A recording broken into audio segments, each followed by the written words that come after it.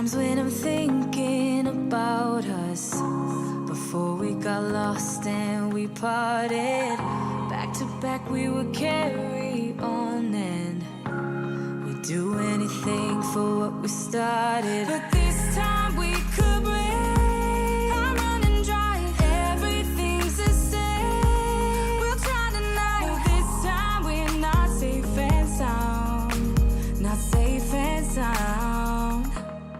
What if I'm no good for you? What if you're no good for me? Yeah. What if I'm no good for you? What if you're no good for me? Yeah. Sometimes when I'm reasoning about us, I know you got me, it's so effortless. Back to back we would carry on and we'd do anything for what we started. But this time we could break. I'm running dry, everything's the same. We'll try tonight. No, this time we're not safe and sound, not safe and sound. What if I'm no good for you? What if you're no good for me? Yeah. What if I'm no good for you? What if you're no good for me? Yeah. What if I'm no good for you? What if you're no good for me? Yeah. What if I'm no good for you? What if you're no good for me? Yeah. What if I'm no good for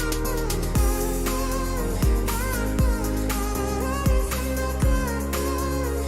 What if you're no good for me? Yeah. What if I'm no good for you? What if you're no good for me? Yeah. What if I'm no good for you? What if you're no good for me? Yeah. What if I'm no good for you? What if you're no good for me? Yeah. What if I'm no good for you? What if you're no good for me?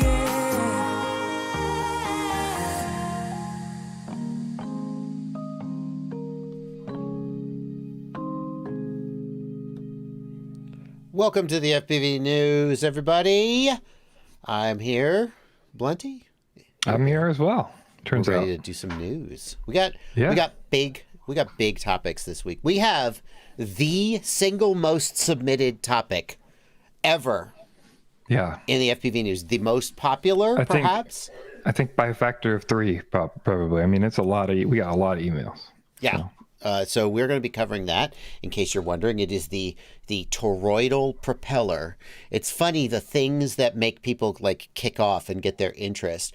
I spend, and I know you spend as well, time thinking about what topics will people be interested. What should I do and publish on my YouTube channel? And like you overthink the shit out of it, and then it's just like a dog and a sausage, boom, 10 million views. Mr. Beast has it. He would have already thought of toroidal props and known it was Yeah. going to be popular. But not just that. Many other big topics. Big milestone for ExpressLRS. Yeah, and a big milestone for Betaflight. Correct. And we're going to get into all of that with you guys tonight on the FPV news. Thank you guys for being here. Before we get into the big topics, we're going to do some public service announcements. These are things that don't affect everybody, but if they do affect you, they might really matter. So we want to make sure we get them out there. And it lets us fill a little bit of time while the stream gets started and people get the notification and show up. And the first one relates to the HDZero goggles. And I don't know, Blunty, would you call it a defect or just like an oversight, an improvement? What would you call it? Yeah, it's tough with our early hardware like this because, it's hard to know exactly, what went wrong for sure. But basically, there's an issue with the HDZero goggles with the SMA connector, and basically we've got a fix for you and a response from HDZero about it. So I guess we'll start probably with TweetFPV's video. I don't know exactly where, like in here is a timestamp that shows the issue. It's a 13-minute video, or we're not going to sit through it. Can we sum up the issue, Blunty? Is it possible? Yeah. I mean, the SMA connector basically needs an extra nut is sort of the solution that Carl has talked about. Yeah. And it doesn't, it's basically not for, basically not everybody will need this. There's a gap between the RF board and the plastic shell. You can install a spacer or a nut in there, and then there won't be any issues. Yeah. But like otherwise, yeah.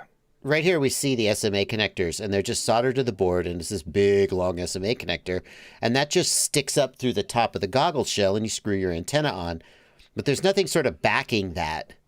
So if there's an impact or something on the antenna, which that happens, it has the potential to break that off. This, I think, is the concern. Does that seem right? Yep. So TweetFPV shows a solution here for it. If you wanted to fix it at home. Carl also mentions, how to talking about using an SMA spacer nut there. Or if you wanted to, you can ship them back to Divimath, and they will install it for you for free. They do want you to pay shipping, though. Well, okay.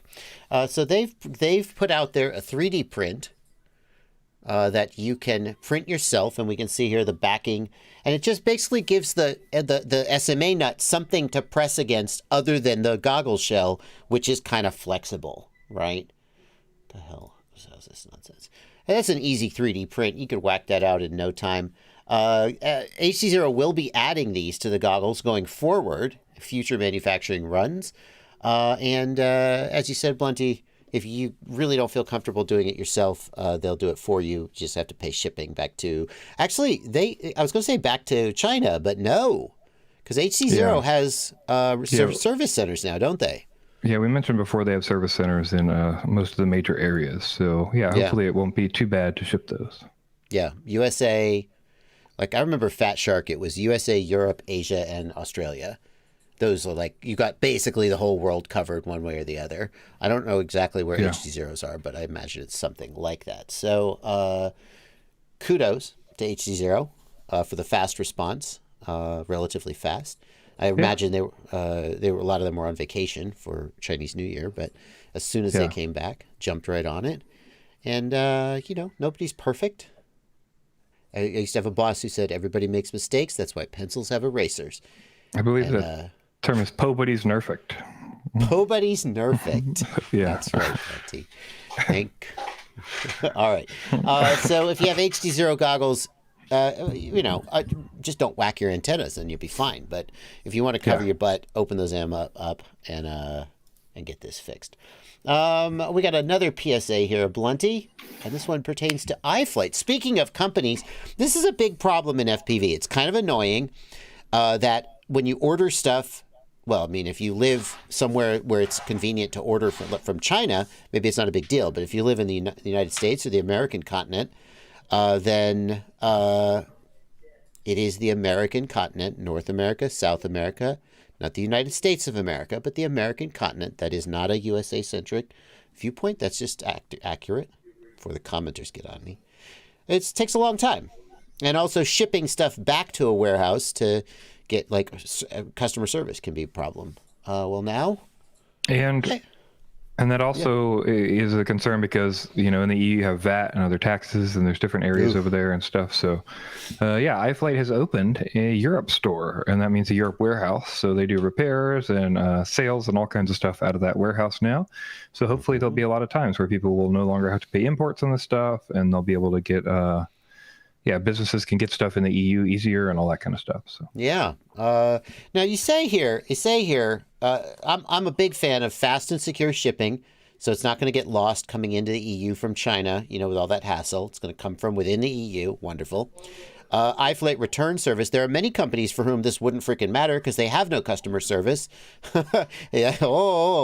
iFlight actually attempting to have a meaningful customer service system, and now they have a warehouse that they can support that with. The import fees, though, I've always wondered, Blunty, I mean, at some level, when you import products into the EU, someone is paying taxes on that. right? Whether I would well, yeah, but if not if you ship it as certain goods and you label it certain ways and there's certain costs on them, as I understand it, right? So if they do it as a company, they can handle all that ahead of time and then just offer it without those things instead of having the person like sign it as a certain, it's $50 Right. and it's not electronics or whatever they do. You know what I'm saying? you're suggesting that when a manufacturer imports bulk quantities of product, they can sort of optimize that process in a way that may save money. I mean, ultimately, they're not gonna just eat that. Probably, if there are additional costs associated with importing it, they'll probably pass that to the customer. Yeah, and it's also, I think there's also sometimes a question of if you're going to pay it or not, because I know sometimes when you get imported, some of the stuff gets checked or not, and if you're lying, it's up to the person and all that sort of thing. So, you're not also going to get surprised with that fee. Yeah, at least you'll know, right? Yeah. Although some people probably will still choose to buy from Asia, because some companies, I don't know if iFlight specifically does this, some companies will just declare it as $5 and hope that it slips through customs, and it may still be cheaper to order from Asia. But now you have the option, and that's the big deal. Archimedes in the Discord also says there's paperwork you have to do as well that will no longer be required here. So. Oh, okay, great. Well, thank you. iFlight, I think iFlight is one of the leading contenders for FPV companies that are trying to act like big boy grown-up consumer goods companies instead of just, hello, my name is Bob and I built an FPV company out of my mother's basement. Now I will hand solder you 10 items and hopefully some of them will work, and if they don't work, I don't know. Which is what it feels like you're dealing with sometimes. Not that there's anything wrong with that. I guess you could infer that that was a derogatory impression, but certainly would want to put Bob down. Yeah. I mean, as a guy who just started making videos in his, well, it's my basement, not my mom's, but maybe I shouldn't be too hard on Bob. Okay.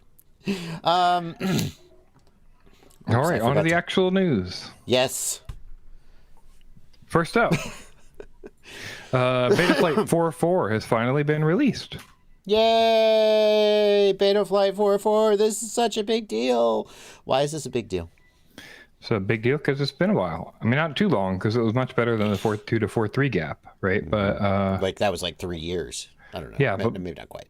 But it is cool for a bunch of reasons, I think. One of the main ones, which is the first thing on the release notes list here, is cloud building. I don't know that we've talked much about it here before, but it's basically kind of the idea we hinted at a while back when we've talked about restrictions on some processors like the 722 and F722 and F411. They have limited memory, so there was a little bit of a concern that at some point they'd run out of memory, and that we'd have Betaflight builds that wouldn't fit on them, and they'd be stuck at a certain version like the F3s, still are basically. But this new cloud build option means that you can select all the things you want to add. And if your board is one of those older boards, as more and more and more stuff comes in, it won't be a concern. You can choose what to keep, and it's all kind of set up there for you. And it's all built in the cloud. And I think the cloud build is definitely worth calling out, because another thing that I've seen is people flashing Betaflight and then having features disappear. And there's two ways that happens. In fact, I'll just call up Betaflight here real quick. This is not a Q&A stream, so I feel this is a little off topic, but ultimately it's about getting useful information into people's hands. But what they think they're doing is either they are choosing, hold on, I got to pick a board, it doesn't matter.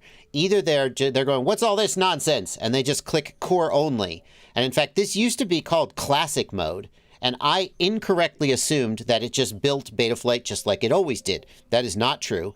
They renamed it to core only. And basically, this leaves a bunch of features out in order to ensure that this build of Betaflight will fit on all flight controllers. But if you use one of those features that gets left out, it's not going to be there. And the other thing is that, I don't know if intentionally or unintentionally, like I found somebody who said, my JBF7, the VTX pit switch doesn't work.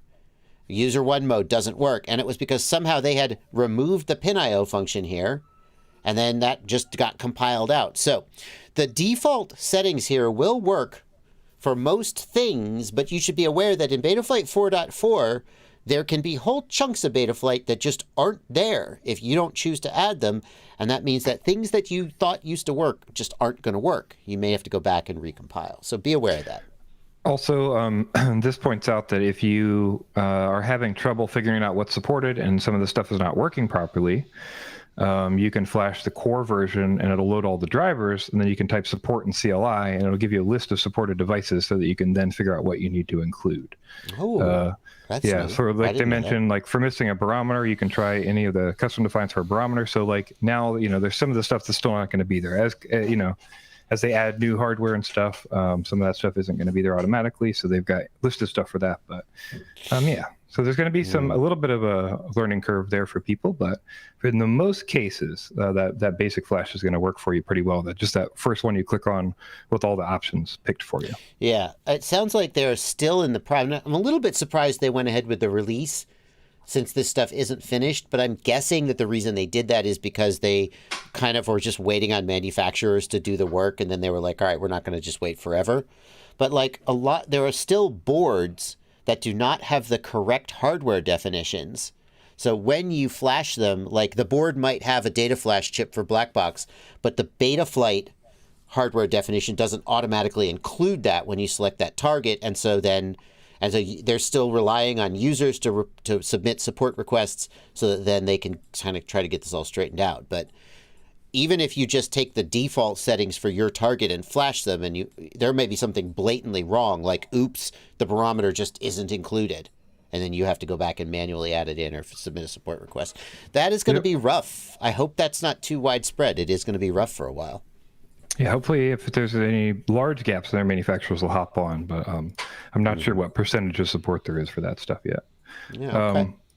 Also, HDOSD is pretty big. We finally got official support for HDOSD through Betaflight. This was kind of something that was teetering on the edge, and we got MSP DisplayPort options and things. And now we got an official HDOSD. So that's pretty cool. The key thing I think is worth pointing out about that is that the DJI O3 Air unit does not support that yet. And that is on DJI to add. Betaflight is ready. DJI just hasn't supported it yet.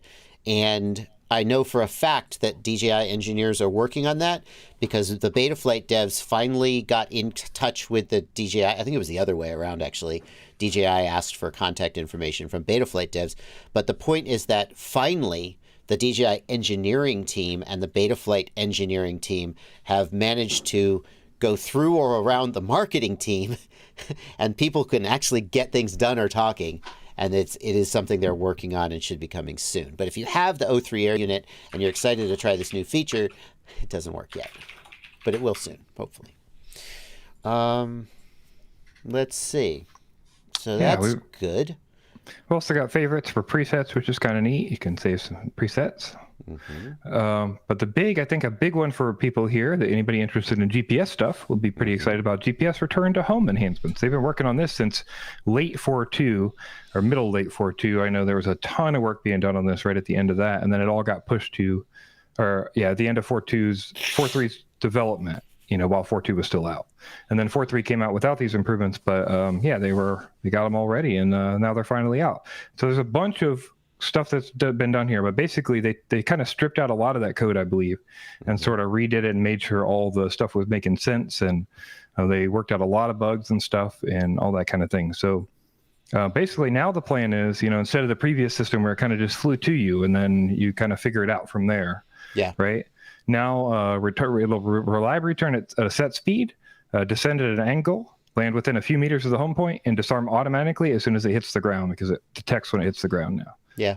And I tested this, and it did do those things. When they say a few meters, I think I was maybe 6 or 7 meters off from my home point. So you're definitely not going to want to rely on it to land on the deck of a boat.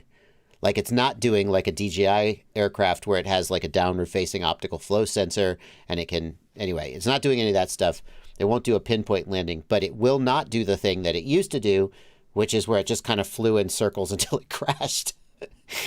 Now it will attempt to land and do a fairly decent job of actually landing. So big ups to the Betaflight team for all the work that they put on that. Yep. Okay. Next up, we got a massive accomplishment by the ExpressLRS team. Yeah, ExpressLRS has gone 100 kilometers on 2.4 gigahertz. So that's pretty cool.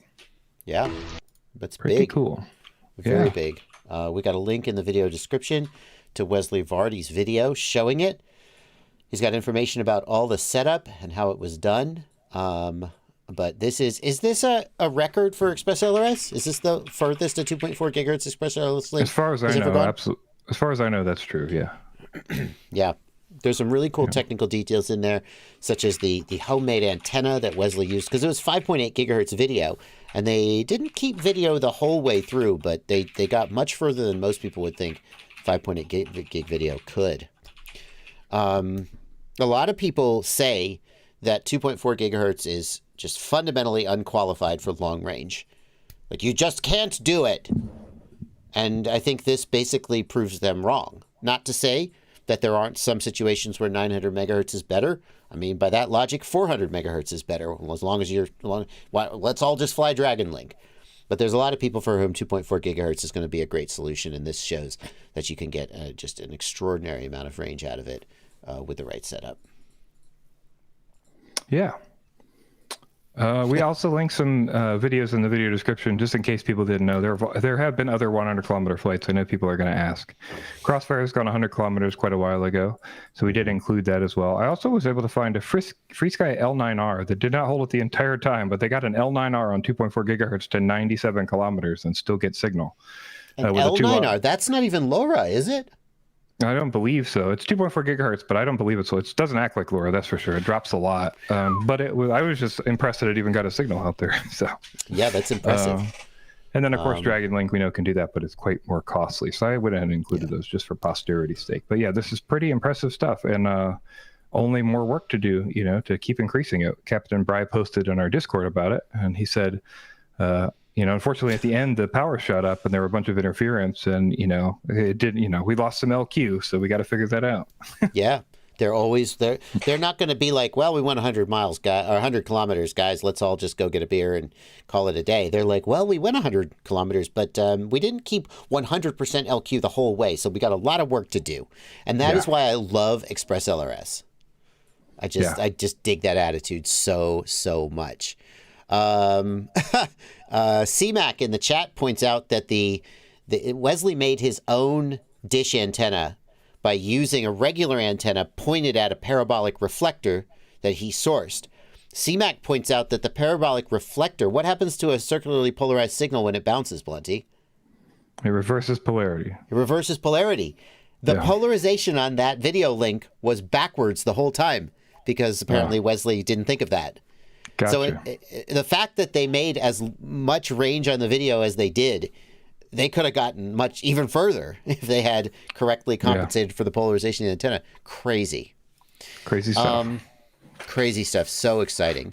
I think the thing, and you know me, congratulations, guys. You did great. Now, here's the next thing that I'm interested in. Like, I'm not going to just sit here and rub your back for a long time.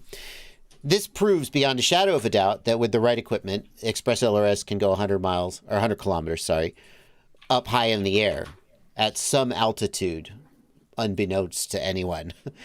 But the place where 900 megahertz really shines, I think, is in like mountain cruising situations where you may have slightly occluded Fresnel zone and you need a little bit of refraction around. So I would also be interested to see tests in like kind of mountain cruising environments where maybe you don't have the flexibility to just boom, go up to whatever altitude you need to guarantee a clear Fresnel zone, and see how 2.4 gigahertz performs there, maybe compared to 900 megahertz. I think that'd be a very interesting test.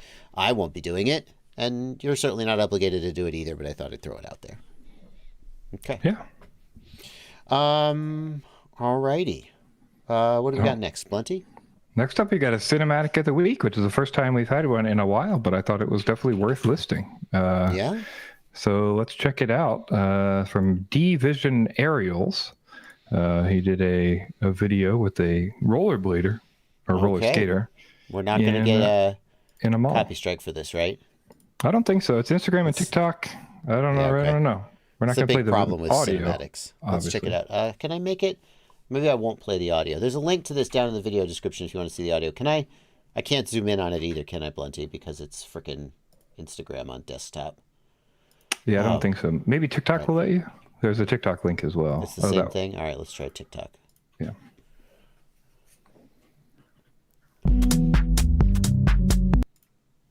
Can I zoom in now? Oh, so professional. Such a professional live stream. All right, we're just going to do it like this, and you guys can go watch it on TikTok or Instagram if you want the good quality. Here we go. Cinematic of the week. 55 seconds long. We'll just play the whole thing. Skating in a mall. Love it. I used to rollerblade to class when I was in college. It was a lot of fun. This must be official, or they wouldn't be flying in the mall, right? I would assume so, yeah. I mean, I could imagine someone skating through a mall real quick before security got him. It's also possible. Yeah, they just gorilla whoop this. It's a nice route. I like how they're moving around. It's a nice route. They're moving around the skater. They're getting close. They're changing the distance in an interesting way. They're using the environment. Changing sides. The speed is really well matched. Yeah, I thought the coverage was really good. Yeah.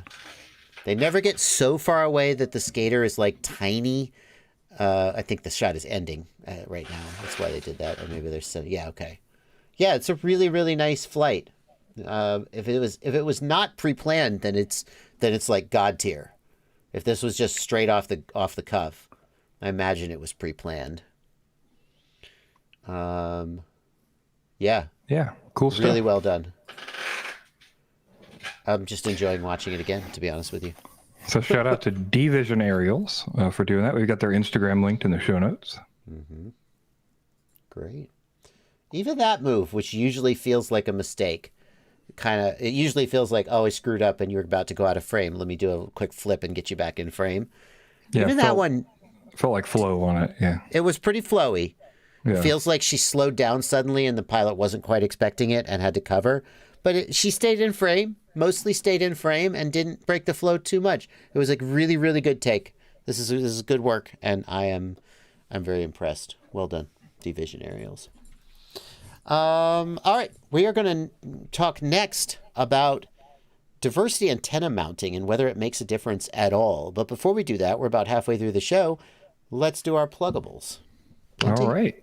Yeah. First up, we've got fpvknowitall.com, which is Mr. Bardwell's website, where you can check out the ultimate FPV shopping list, where you can get a list of all the stuff you might want to buy if you're trying to figure out what to do or what to buy or where to go for something, or maybe you want to buy some random tools that you might need later. Yeah. Go check out the tool section. There's all kinds of stuff here for you. Yeah, we just updated the HD system to include the new goggles 2 and the O3 Air unit, which might sound like, oh, didn't that release months ago? We don't put things on this list just because they're available for sale. We like to know, you actually couldn't get the goggles 2 for a long time anyway, but we like to make sure that we know where things fit before we add them. Yeah, so anytime you're wondering what would Bardwell recommend, this is, of course, you're always welcome to ask, but this is a place to check. And ItsBlunty.com is your website. The main thing you can do there is you can get Blunty to get on the phone with you and talk to you about help you solve your problems. Yeah, if you need any troubleshooting or just some advice or trying to figure out how to get in the hobby, all those kind of things, I'm happy to talk to you about for $50 an hour flat rate. Yeah. Over Discord typically. So yeah, very fair price. A lot of people like to look things up for themselves and Google things, watch YouTube, but some people are just like, can I just get on the phone with somebody and ask them questions and talk to them? And that's what that's for. Also, if you don't get the chance to watch, all of my live streams, by all means, head on over to, oh my God, Blunty, don't use this picture. Did you change the thumbnail to this picture? I hate that picture. I'm sorry. We talked about changing the thumbnail so that it didn't look the same as my other channel. I have used that thumbnail for a headshot in the past. I kind of hate it. I don't look as cool as I do now. All right, we'll figure something out. Joshua Bardwell. Can use the cowboy hat from earlier. How about that? Oh, fuck yes. Hell yes. Joshua Bardwell live stream clips. Joshua Bardwell live stream clips. If you don't get the chance to watch all of my live streams, here are highlights from the live streams, hand selected by Blunty and uploaded. If you're wondering about something you heard, a topic on the news or something I talked about on a live stream, and you can't, like, what day was that? I don't know. Well, it's probably here. Love to have you over there as a subscriber. And last up, SearchFPV.com is a multi-store FPV search engine. We are adding stores constantly. We have stores. I swear we have an Australian store in the works. I don't see any Australian here. Even in Australia, it's coming soon. You pick your region, you do a search. You can choose to search for in-stock items only. And we're going to do it like every live stream. We're going to do it. And Eirik Toft is wondering right now whether the site is going to crash or whether it's going to work smoothly. Let's find out. What should we search for, Blunty? O3 air unit. Let's do it. Okay. Let's do DJI O3 air unit. Boom. Searching. In stock only, mind you. Searching. Oh, smooth as butter. Smooth as butter. Alrighty. So check out searchfpv.com when you're looking for who has the thing that you're looking for in stock or who carries it. It's like a Google just for quads. All right. Thank you guys for sticking around during our little sponsor segment, which is us. We are the sponsors of this live stream. Yeah. And let's continue with our next story. Yeah. Next up, we've got a community spotlight. And this one is... Back up one. What? Oh, you diversity attendant. That's right. Finally. Yep. I forgot. After all these years, you skipped one instead of me. Had to happen eventually. It had to happen eventually. Diversity antenna testing. Yeah, so we're going to talk about Oscar Liang's diversity antenna mounting testing. And for some of you, this might not be too big of news, but hey, at least you've got data behind it, right? That we can see what's going on. So I thought this was pretty cool info. You know, you can obviously mount your diversity antennas in a variety of ways. Some people mount them at 45 degrees to the horizon at 90 degrees apart. A lot of people, that's a pretty common way to do them, kind of sticking off both sides. But our Oscar Liang basically tested that old L style, where you kind of put one antenna upright and one antenna out back, and ended up getting some pretty good results. Yeah. You have pictures of the mounting? Oh, I see. He's got references right here. But what can we sum up the conclusion for the folks here? Obviously, everyone should go read the whole article. Yeah, basically he got better, consistent LQ and RSSI by using that L shape than he did by using the 45 degrees to the horizon at 90 degrees apart shape. Interesting. That's a very interesting. Is this the kind of test? I mean, can anybody do this test? How did he get this data? I'm assuming he logged it and then put the logs on on a graph, but I'm not sure. Yeah. I guess you would in your OpenTX or EdgeTX transmitter, there's telemetry sensors RSS1 and RSS2, which are the LQ or the RSSI for the two antennas. And so I guess you could set up a special function in OpenTX to log that to your SD card, and then you could import that. Yeah, I see. That's how you would do that. If you're interested in doing that yourself, those are the keywords you need to search to get that working. But that's pretty cool data. I wonder how much this is going to depend on the specific sort of layout of your quad. You know, like... I mean, I've long heard, people forever were using that Immortal L. You know, that was a big thing for a while. And it seems common that 90 degrees is the separation you want. So I guess it's just where you want to put it, right? Is sort of the idea. Well, if you have 45 degrees to the horizon, you still have 90 degrees separation. It's just a question of if it's like this, this. And then, of course, your aircraft is moving too. But I'm thinking more about, like where you're mounting them on your frame. I wonder if you had them L like this, but the one on bottom was underneath the bottom plate, maybe being so close to the carbon would be bad or something. I don't know. Yeah. I think there's other things that are going to affect that readout. Yeah, I imagine you'd block a lot by doing that. So now he shows how he mounted them for people who are wondering. Now this is monopole mounting. That's just a regular diversity 2.4 gigahertz receiver. Here's another way that he did it. That's not what he was doing in this test, though, is it? Because those aren't ExpressLRS antennas. No, but I think those were I think those were supposed to be some examples of them. I'm not sure. Yeah, because that top one is basically an L, right? And the bottom one is the sideways, but he used the T antennas, I believe. So I really wish this article included actual photos of how they were mounted on the quad, which it doesn't seem to do. That's a shame. Wait. Oh, no, that's just one. Well, he updates his content regularly. Oscar, if you're out there, if you're listening, I'd love to see photos of how they were mounted, just so we have a better idea of other things that might have affected the test. Great results from Oscar, though. Great data. Side note, Blunty, it would probably be newsworthy for us to look at Chris Rosser's motor testing. Speaking of people who are generating great data, I wonder, and we're not going to do that right now because we haven't really prepared it, but I wonder if we could as we talk about next week, maybe we talk about including I did have that in the maybes. We pushed that to next week. So. That's the kind of thing that I would remember if I paid more attention to our meetings. It's okay.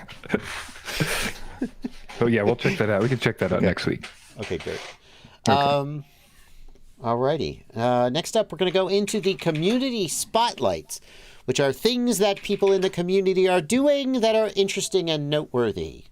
And the first one relates to our friends over at Flight Test. Yeah, this is honestly pretty near and dear to my heart because, at the FPV FC, we're working with Flight Test a lot. I don't know anybody who doesn't know that. We're both CBOs. We work together a lot to make sure we can get stuff done for basically all of our members on both sides and everybody else. But another reason is because I have been asking for a while for someone to make this style of video for the FPV industry. There's a lot of these style videos out there, which are basically, taking people, interviewing them, figuring out what happened, with the history of a company or what happened with a product line or launch history or whatever, right? And there's very little of that content. Johnny Five has done some of that stuff, and I've definitely commended him on that. We showed one of his things before. But yeah, I feel like this is like right up the alley of what I would have wanted, basically. He goes back, he talks to Chad Capper about the history of the company and does his due diligence and goes through a cool history of Flight Test. So I thought that was pretty neat. Interesting. Wait a minute.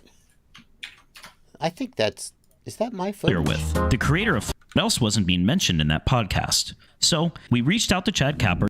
That's where are we? I think I was in that car. I think that might be my footage. That's a cab that me and Chad and Tommy were in while we were on our trip to China. Interesting. Oh, that's fun.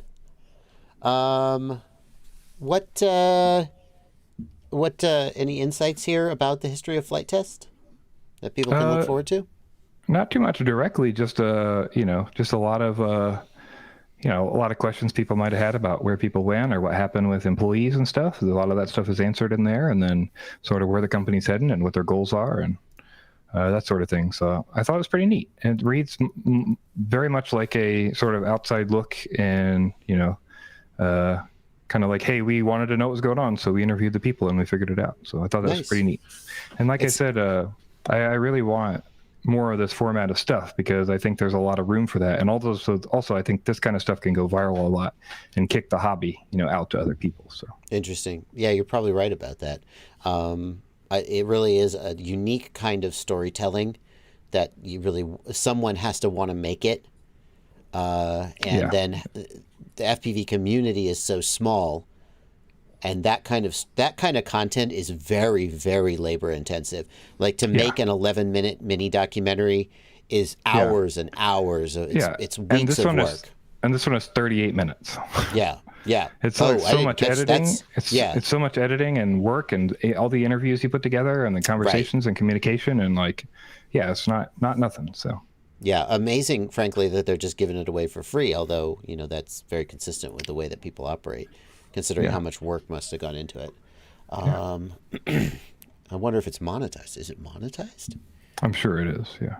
Does he have I'm sorry, that's where my mind goes, but I feel like if people have to do this for free, then they're going to do it like once or twice, and they're going to be like, I got to go pay the bills, and they're going to stop doing it. If there's someone out there who is skilled at doing this, 13.3K subscribers, I wonder if they have the view hours to monetize it. That's a shame. Maybe I don't know. That's really something. I gotta watch this. I didn't actually know this existed before this week. Very cool. Cool. Check it out. Stevatrix Super Chats are on. Also, in case anybody's wondering why you all apparently have colored names now, YouTube has just decided we need more color and has started colorizing people's names for no freaking reason. Blue people are still moderators and green people are channel members, except I don't do channel memberships. Yeah, everybody else just gets random colors, so enjoy that. All right. Next up. Got another community spotlight.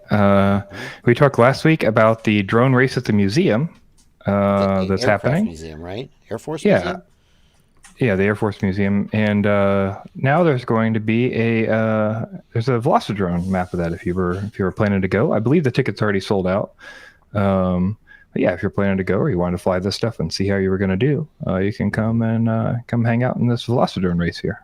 Yeah, being able to practice a race map, especially a whoop map, which whoop racing seems to have like, you'll do a multi-GP course and it'll have, 10 or 15 gates, and you'll do a whoop course and it'll have 70 gates. It's just ridiculous. I don't know what it is about whoops that makes them make preposterously complicated tracks. But the ability to practice like this is so, if you're a racer, you already know, so valuable to show up on day one and already know all the turns and be able to start using your practice laps to actually get faster. And so big thanks to CustomRCMods for making this track so that everybody going can get a leg up, and anybody who's not going can try to, just have some fun with it and think about what it might be like to go. Yeah. This is all done inside the Velocidrone editor with sort of stock assets. So it's actually, I was going to say, it's actually some assets, like the airplane assets and stuff, I believe, are stuff Rab built together, like put together. Yeah. Based on the Velocidrone track assets and like assembling stuff. So nice. I think those were kind of used to do this again for this year. So yeah, I already feel like I kind of know the track. See, I'm already benefiting. I'm not going, but very cool stuff. Thank you so much. It's a ton of work, and it's super nice that people are doing cool stuff like this. All right, Blunty. Next up, we have an event. We're going to do a couple events. The first event is a Rotor Riot Rampage. Hey, Rotor Riot Rampage. I've been there. Yeah, Rotor Riot Rampage is coming on May 20th to the 21st in Barnwell, South Carolina. Mm-hmm. And if you want to buy a ticket, you can definitely do that. Yeah. Obviously, anybody who's been knows it is a hell of a good time. Lots of FPV freestyle. And ever since Bobby's mom, Stacy took over managing it, it has just leveled up. They've got platinum passes with little dorm rooms and showers, and just if you want to have the ultimate experience, you could do that. If you just want to come and camp, you can do that. It is just a really, really good time, and it hasn't sold out yet, so you can still get tickets. Unfortunately, because I know people are going to ask, I will not be going this year. I have not missed one yet, I don't think. No, I haven't missed one yet. This is the fourth one, I believe, and this will be the first one I miss. Unfortunately, I had a commitment in May that I am not able to reschedule or get out of. If for some reason that cancels, I'm going to go. But for now, I will not be there, so sorry about that. But I hope everybody else still goes and has a great time. Let's see. Jory in the chat says your picture's on the list of people going. Well, that's interesting. Yeah. I think that must be an oversight. I did tell them that I wasn't going. Here's who's going. No. And can we please effing update this headshot? My God. Could I look more like a potato? Right? You remind me of the guy from White Collar. You seen White Collar? No, I don't get that reference. Okay. Who is it? Anybody who's seen? Oh man, I can never remember the guy's name. Let's see. Go guy. back. Yeah, no, I do. No. I do think I look like him. Yeah, that makes a lot of sense. If you go back, it's the third guy on the cast list there. Elizabeth? No, wait, who? No, go back. Go back one page. There Willie you go. Garson? Yes. That's an attractive man. I'll tell you what. It's one of the things I hope to do. Well, I'm going to Orlando next week after next. And one of the things I hope to do while I'm in Orlando is shoot another goddamn headshot. Because, like, they took that headshot at, I think, the 2021 Rampage, and I was probably, like 25 pounds heavier in the middle of my pandemic balloon. and had not yet grown my luxurious facial hair, and I just don't think it's the best possible look for me. So, what are you gonna do? Yeah, I'll make sure that gets taken off. Let me message somebody. While I do that, why don't you tell them about the next event? Yeah, next up, we've got Street League. We're going to tell you about Street League if you haven't heard of it before. Street League is like a sort of a DRL style spec race, but it's open source frames and basically spec where you build your own parts to a list and stuff. So Street League race number 1 signups are available for February 10th through the 12th, 2023 at Citrus Springs in Florida. So if you're interested, that first race is coming up. Okay. We also wanted to let you know, just because I was curious, because I kind of dove into it when I checked out this Street League post for the first time. But you actually, they actually have a system now. I think it's new as of like 6 to 8, 10 months ago. Maybe last season they started it, where you now get basically their own NFT currency for participating in races, and then you use that to buy into champs, and you can actually sell your currency to let other people get into champs. I don't like it, but I can't tell. It doesn't sound immediately like a ripoff. Yeah, as far as I can tell, they're not directly. Yeah, it's not, unless you want to get into it and be doing stuff with it. You're just sort of receiving it for playing, and then you use it to buy into champs at the end, and you would do it just like you would have points in a normal league, but instead you're using these NFTs for it. But the difference is you could sell your points to other people, basically, which is kind of interesting. This actually sounds like a non-scammy, legitimate use of NFTs or crypto. Kind of does, which is like, we need a sort of non-fungible way to transmit tokens. A blockchain is a way to do that. We don't have to build an infrastructure for it. The minute they do like an ICO and start selling, then I'm going to be like, F these guys. But so far, as Jory points out, at least this is an actual use for an NFT. Even if an NFT is overkill for this use, sure, why not? Fine. Just so sick of hearing about Algorand. Algorand is not involved here, that's for sure. Okay, great. I don't think, Bobby Bags, I don't think there's anything specifically about crypto and drone racing. It's just crypto is this virus that is pervading our culture and trying to take it over and commoditize every aspect of our life to the benefit. Anyway, sorry, that's an editorial, not a news. We should do that during the rant section. I'll wait. Okay, those are our events. And next up, we are going to do It's Barely News. We got a ton of Barely News. But before we do that, I'm going to read the Super Chats. We've had a couple Super Chats come in. One is from Stevens Box. Thank you for a $5 Super Chat, Stevens Box. If I am using the SpeedyBee F7V3 stack plug connections, DJI O3 UART1 interferes with ExpressLRS receiver UART2. Must remove the O3 radio wires. Found out the hard way. That is correct.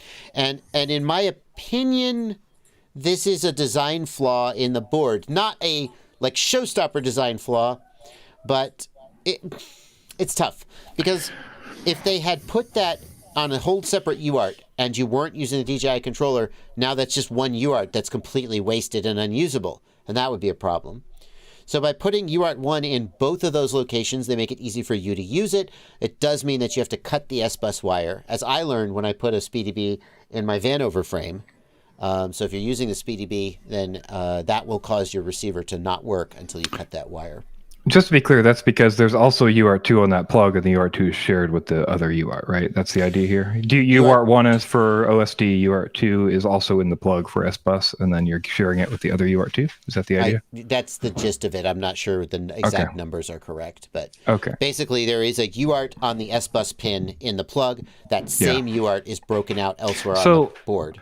So do you think it's like valid to have like a selector for that, like a solder selector? You know, sometimes companies do that, right? They have. I've seen a lot of flight controller manufacturers shy away from solder bridges because a lot of beginners can't do solder bridges and ruin their boards or have a hard time. Betaflight does something clever. NewbieDrone also does this, where they'll ship with a 0 ohm resistor. Right. A little SMD resistor bridging the pads. And if you want to, you just swipe that resistor out of there to clear it. I'm not sure like if that would be ideal. It's not a big deal to just cut out the wire or remove the wire. But the reason it is a big deal is the way that board works. And this is I went through this. You plug in the USB and the receiver powers up, but the video transmitter does not power up, and everything is fine. And then you plug in the battery, and now the air unit powers up and interferes with the receiver, and suddenly your receiver doesn't work. And you're like, God damn effing, I tested this on the bench, it worked. What the F is going on? My receiver's not working. And then you go back and you unplug it, and you plug it in, and it works fine, and you're completely confused. So, yeah. That's why this deserves a shout out. So thank you, Stevens Box, for that. Stevetrix FPV, thanks for a $10 super chat. My friends loll at me because you call me Stevie Tricks when you read my name. So that's cool. What is Steve Tricks? Steve Tricks. Is it Steve Tricks? Oh, I've Steve Tricks. Okay. Stevetrix. See, I read it like Stevetrix. Stevetrix, I guess, would actually be the right way to say it if you were going to pronounce it that way. Stevetrix? Stevetrix. Stevetrix. I don't like it. Stevetrix. That's what I'm going to say from now on. Stevetrix. Stevetrix FPV. Alrighty, well, thank you for $10, Steve. For $10, I'll call you Sally. I didn't mean that the way it sounded.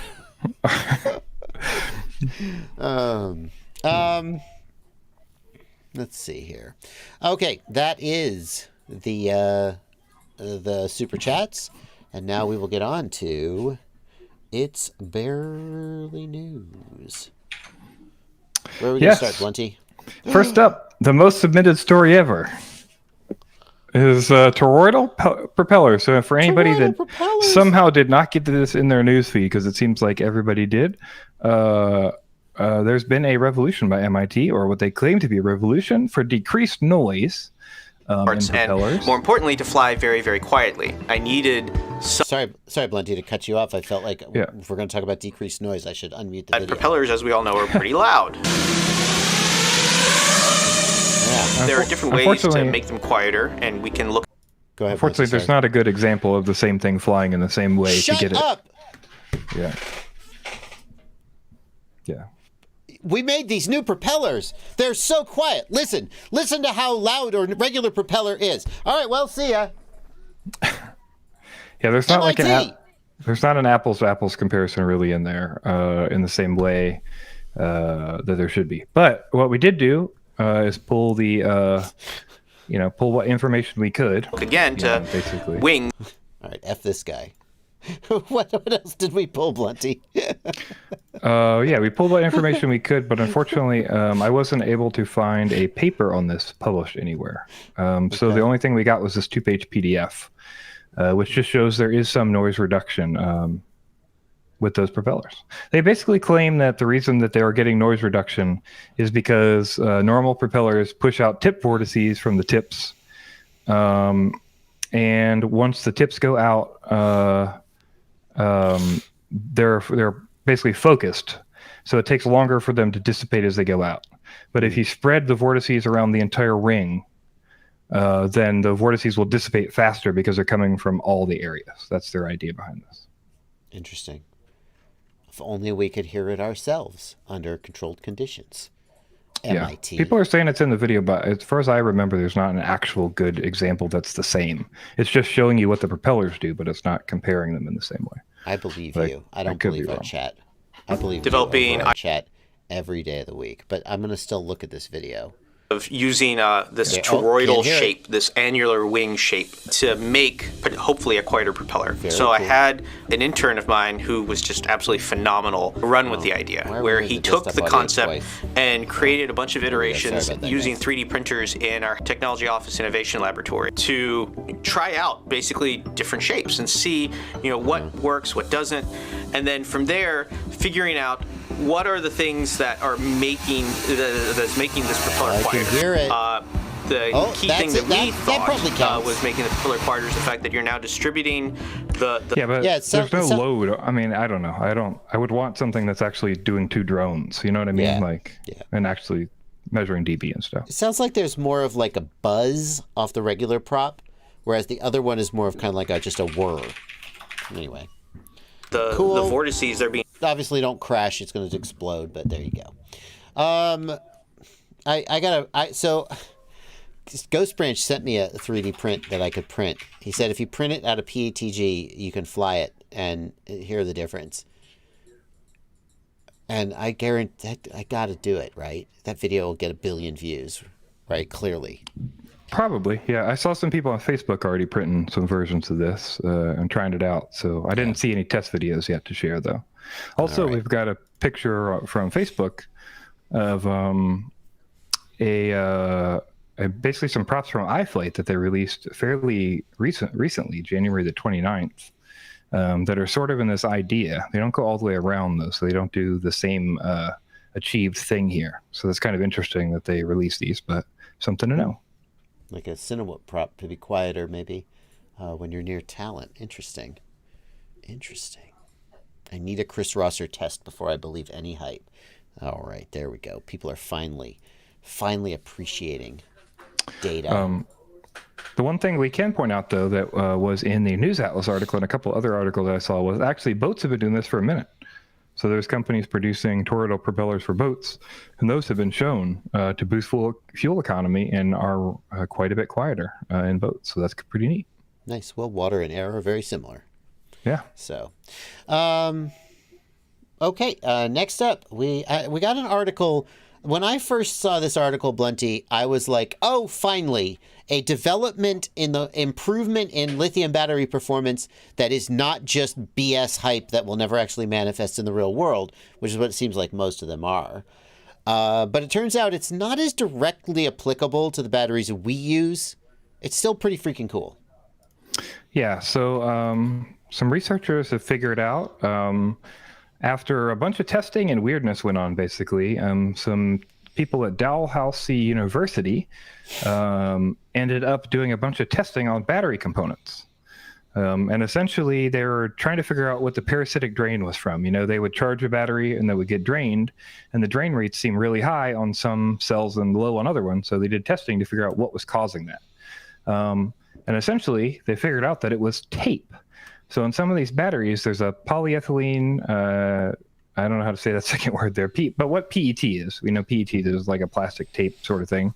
And if you use PET, it converts to a dimethyl substance, and that causes it to basically drain power from the battery at an accelerated rate based on some of the building of the batteries and what kind of graphite you're using. So, these guys figured this out, and it seems to be new information. Nobody seems to have figured this out, that somehow tape was parasitically draining. But what was interesting is you see this and you're like, okay, what is it, 0.5%? You know what I mean? What is it, like 1%? That's sort of, is it really a big deal?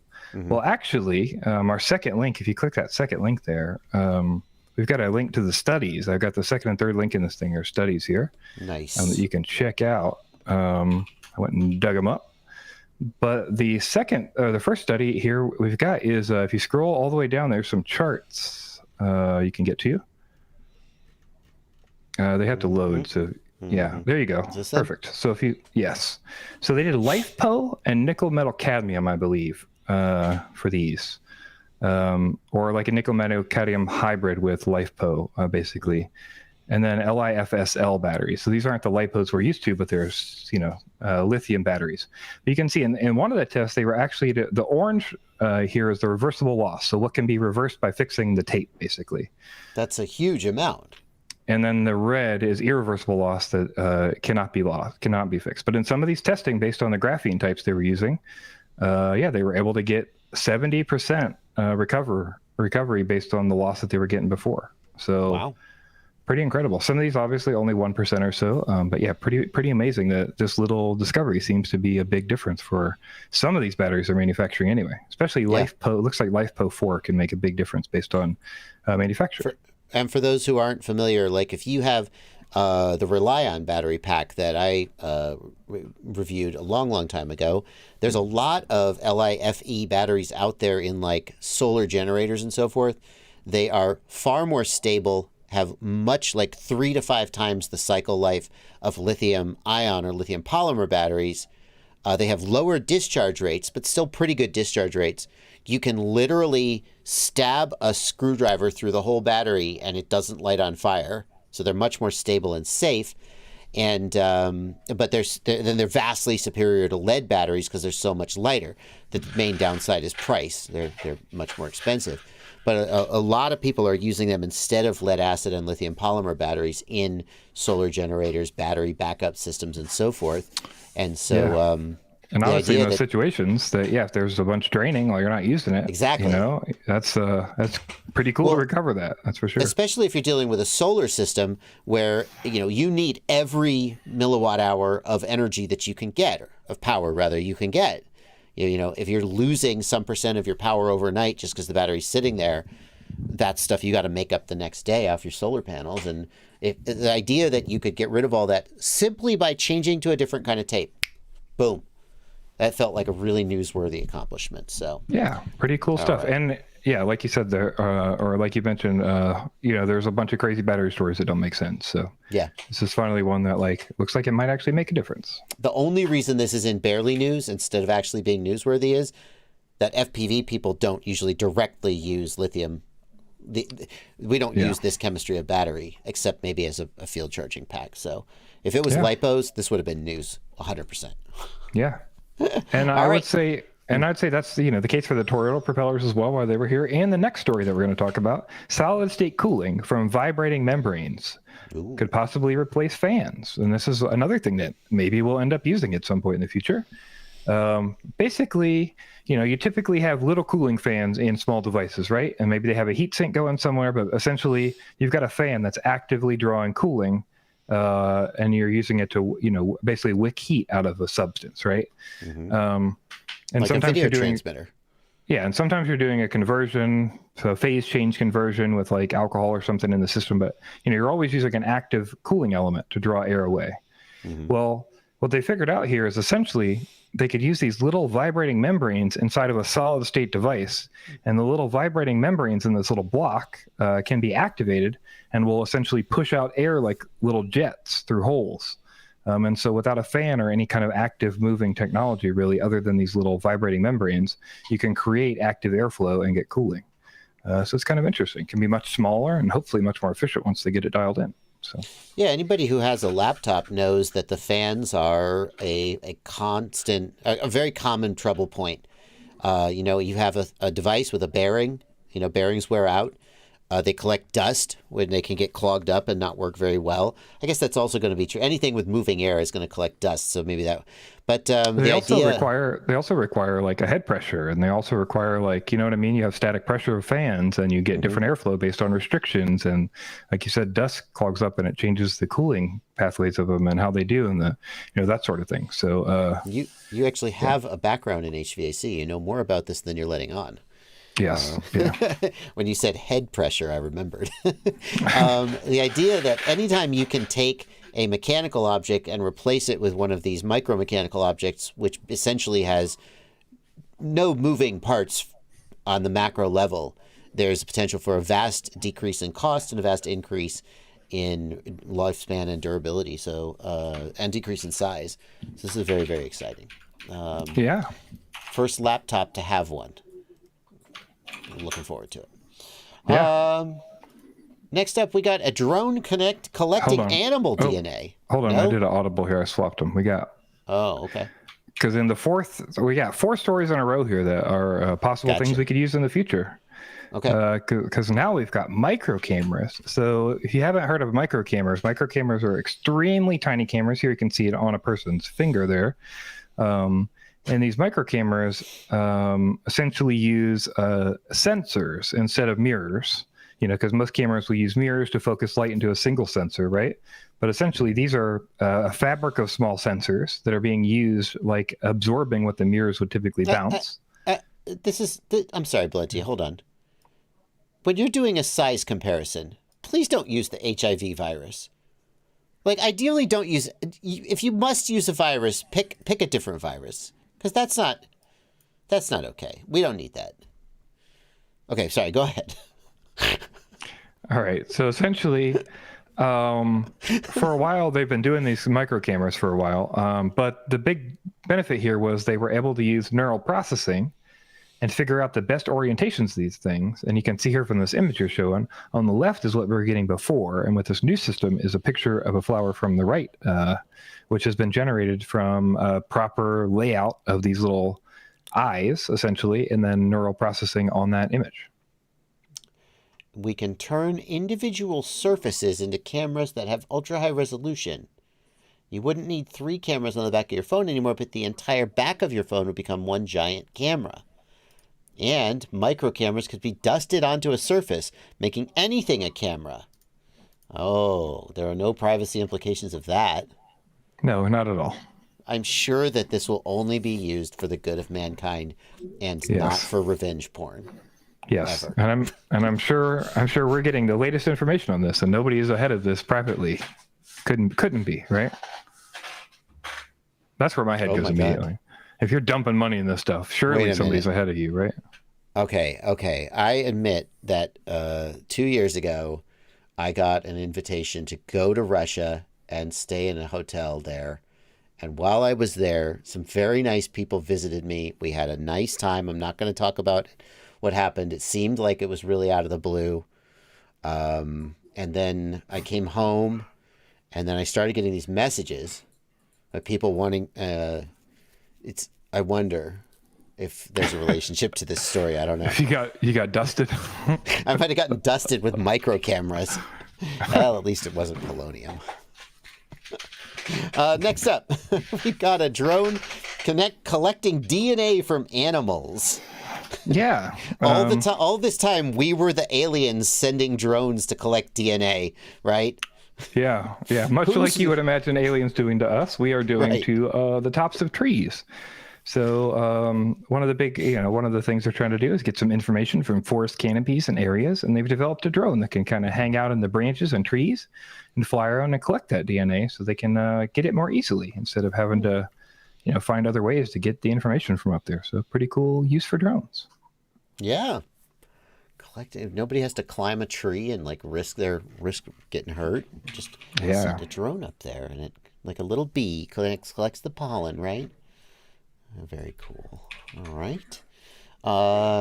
Next up, we got a story about a drone collision with an aircraft. Uh-oh. Bruce Simpson's ears. It's fake. It's fake. It's a lie. I think he's probably already done a video on this, but this is real, and it's actually pretty rich because it wasn't a person; it was a police officer. It's real. So you're one of them. Uh-huh. But you're saying this really happened? Yes, Fake news. So, there was a drone collision near our airport in Toronto when a police officer left a hovering a DJI Matrice M210 at a hover at 400 feet. I'm sorry, that's not funny. and then a plane came into the funnel and smacked it like the bird, and then landed and found what happened.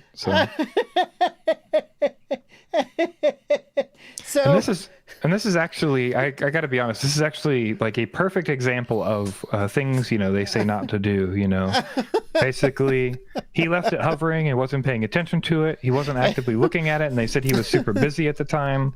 His spotter was untrained and wasn't looking at it.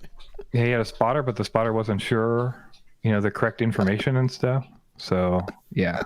And also, apparently, it was hovering in a flight path. Let's not forget that. Yes. Yeah. He said, yeah. He was hovering 1.2 nautical miles off the end of the airport. Yeah. At 400 feet AGL. Well, it's a good thing the FAA is here to make sure I have my registration number on all of my drones so that things like this don't happen. Yeah. But the police, they're allowed to hit. Hey, look, Blunty, you want to oppress a bunch of citizens, you've got to crack a few Cessnas. Let's be clear, this was in Canada, but yes. Oh, well, okay. Never mind then. The CAA. Just hovered a Matrice 400 feet off the end of a runway. And just left it. All right, see you guys later. I'm sure it'll be fine. It's got returned to home. What could go wrong? Yeah. He was task saturated. Yeah, I'm task saturated too. I'm taking a dump and I'm reading Reddit. Yeah. Meanwhile, my Matrice is hovering 400 feet off the end of a runway. Hey, I'm task saturated. Hey, can anybody bring me some toilet paper? Fucking A. Unbelievable. All right. Yeah, but FPV pilots are the problem, clearly. Okay. All right, move on. All right. I can't. I could riff on this for like 20 minutes, but I don't think I should. All right. Next up, we've got more drones doing stuff that other people or stuff typically couldn't. So here we've got a drone that's helping map a nuclear waste storage. So basically, there's a nuclear waste storage that they're trying to get rid of. They're trying to get rid of all this waste, but they don't know the exact layout, because when it was built in the 60s, nobody gave exact centimeter, to where everything was, and they need to drill on the side of this building. So they sent a drone in with some LiDAR scanners, and we're able to do a LiDAR map of it. So now they can drill in the side of the vault and know exactly where they're going. So pretty cool use for drones. Speaking of drones being used to find radioactive stuff, have you heard about this? Where did it get lost? There's this radioactive thing that's used in mining. It's a little tiny capsule of cesium, and it got lost while they were transporting this piece of equipment. And there's this huge. They're having to search the whole path that the truck took. I can't remember what country this is in. Somebody in the chat. It's in Australia. This would be good to submit to the news. Well, it's not drone related, but it should be. Oh, okay. So it's in Australia. Someone's telling me, and what I heard was the path that they have to search is basically from Washington D.C. to Miami. It's a long drive, and the good news is that this cesium is. They can use detectors to find it because it's essentially broadcasting its location. The bad news is that if anyone finds this little pea-sized thing and picks it up and is like, what the hell is this? They're immediately getting radiation burns and cancer, right? So they have to find it. I wonder if instead of driving trucks along the road, they said they have special vehicles fitted with detectors. Maybe they could do it with drones. Yeah. Fly a drone in the air. Anyway. Big F up. It's really an understatement. The last thing we need is radioactive Australian animals. Right. Jory says broadcasting its location is the nicest euphemism for radiation I've ever heard. Hey, look, it is. It's like, here I am, come find me, have some alpha particles. Or whatever they are. And the good news is that it's going to take a really long time to run out of battery. Yeah. No, I mean, by the time I don't know what its half-life is. I assume it's a long time. Yeah. Alrighty, Blunty. Next up, we wanted to tell you about a new radio transmission technology. The headline is requires no power at all, but that's not technically true, of course, because that would defeat the law of thermodynamics. But what it does do is something pretty interesting. So Before we get into this, you might have heard before about backscatter technology, or you might not have heard about it before, but now you will. Backscatter is essentially, if you know what radio frequency tags are, like RFID tags, some of them don't have a battery inside of them. So how are you going to scan them, right? You gotta get data back from them somehow. So what they do is they have little receivers in there that shake, and that energy gets put back out of the RFID tag, and that energy is brought from the receiver. So you go to scan it, it sends the energy in, it kind of shoots the energy back out at you with the data, and then you get it back in the receiver. So all the power is in the receiver. It's basically like wireless charging your phone. You send out an RF signal, the antenna picks it up, it converts it into usable energy, and it uses that to blast a signal back to you. A very weak one, but one that you can pick up. Yeah. That's backscatter. Yeah. So they've developed a new technology based on similar ideas of backscatter, but with much less technological work involved, essentially. And just a little more on the TX side than before. So like you can make an RFID tag that doesn't need any work at all. You could just come up and scan it, and it'll give you an info back in a little tag. But this is saying basically with a little switching unit, some little unit to switch the switch on and off. You could basically, for much easier, much cheaper, much less technology, you could build a similar to backscatter system that could do this, where your TX doesn't need power. So that's kind of neat. It might be something for applications, but either way, it's some interesting radio technology. And I can't help but notice that they have built their antenna out of a what looks like a white gas container, an empty metal tin that used to hold fuel. Yeah. And they're using it as some kind of like a waveguide or something. So, hey, very cool. Alrighty. Next up. All right. Next up, another drone has interrupted a football game, or in this case, soccer, depending on what side of the pond you're from, is what you call it. But unfortunately, a drone has interrupted another game, and they had to, delay the game for a bit. No, there's nothing more disrespectful than interrupting a sports game with a drone. That's really, that just makes my blood boil, because I really care about soccer. Sports, man. I can tell how genuine. I do think it's rude to just to annoy people with your drone. Don't be a dumbass. I don't really care about sports though. You know what I do care about? You know what I do care about more than anything? Lost dogs.